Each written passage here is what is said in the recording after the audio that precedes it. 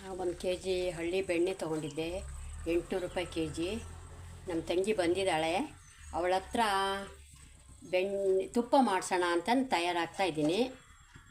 ಇಲ್ಲಿ ಅರಿಶಿನ ಎಲೆ, ವಿಳೆದೆಲೆ, ತುಳಸಿ ಎಲೆ ಇಟ್ಕೊಂಡಿದ್ದೀವಿ. ಅವು 3 ಹಾಕಿದರೆ ತುಪ್ಪ ಸೂಪರ್ ಆಗುತ್ತೆ ನೋಡಿ.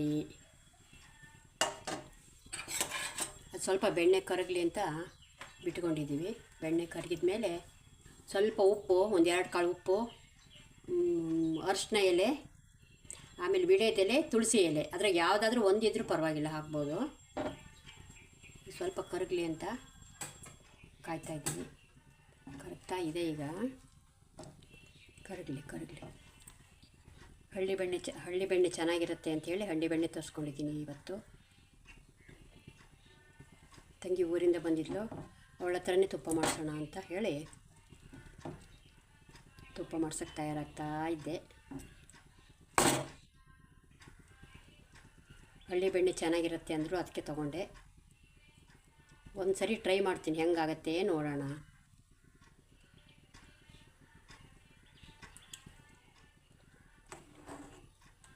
ಅದು ಇನ್ನೂ ಚೆನ್ನಾಗಿ ಕರಗಬೇಕು. ಕರಗಿದ ಮೇಲೆ 1-2 ಕಾಳು ಉಪ್ಪು, ವಿಳೆದೆಲೆ, ಅರಿಶಿನ ಎಲೆ, ತುಳಸಿ ಎಲೆ ಯಾವುದಾದ್ರೂ ಹಾಕ್ಬೋದು. ನಾವು 3 ಹಾಕೋಣ, ನಮ್ಮ ಮನೇಲಿ ಇತ್ತು ಅಂತ ಹೇಳಿ 3 ಹಾಕೋಣ ಅಂತ ಎಲ್ಲ ತಯಾರು ಮಾಡ್ಕೊಂಡಿದ್ದೆ.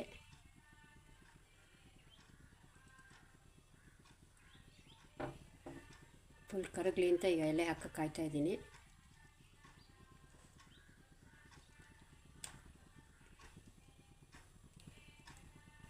ಇಲ್ಲಿ ತುಂಬ ಚಳಿ ಇದೆ, ಅದಕ್ಕೆ ನಿಧಾನ ಕರಗ್ತಾ ಇದೆ ಅದು.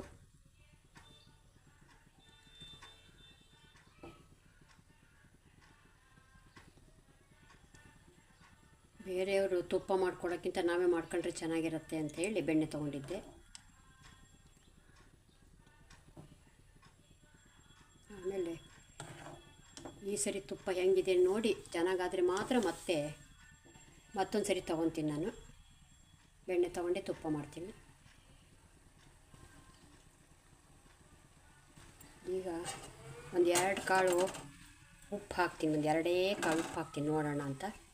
ನೋಡಿ ಉಪ್ಪು 2 ಕಾಳು ಉಪ್ಪು ಹಾಕಿದೆ. ಆಮೇಲೆ ಒಂದು ಅರಿಶಿನ ಎಲೆ ಸ್ವಲ್ಪನೇ ಇತ್ತು, ನಮ್ಮ ಮನೆಗೆ ಹಾಳಾಗಿದೆ, ಎಲ್ಲ ಹುಳ ತಿಂದಿದೆ. ಅದೇ ಒಂದು ಎಲೆ ತಂದು ಅರಿಶಿನ ಎಲೆ ಹಾಕ್ತಾ ಇದ್ದೀನಿ.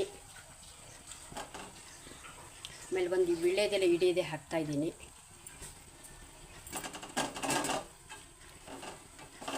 ಆಮೇಲೆ ತುಳಸಿ ಎಲೆ ಲಾಸ್ಟಿಗೆ ತುಳಸಿ ಎಲೆ ಹಾಕ್ತಾಯಿದ್ದೀನಿ.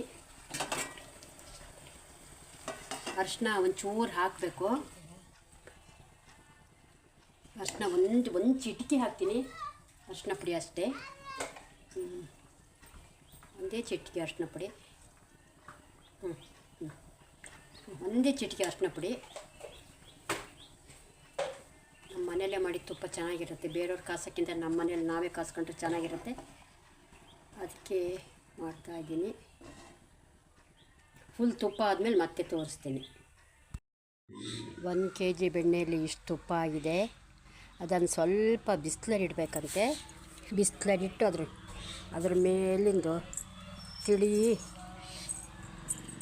ಬಿಸಿಲಲ್ಲಿ ಇಡಬೇಕು ಅಂತ ಯಾರೋ ಹೇಳಿದ್ದಾರೆ. ಬಿಸಿಲಲ್ಲಿಟ್ಟು ಸ್ವಲ್ಪ ಹೊತ್ತಾದಮೇಲೆ ಅದನ್ನೆಲ್ಲ ಮತ್ತೊಂದು ಸರಿ ಬಾಟ್ಲಿಗೆ ಹಾಕಬೇಕಂತ ಹೇಳಿದ್ದಾರೆ ಯಾರೋ. ಹಾಗೇ ಮಾಡ್ತೀವಿ.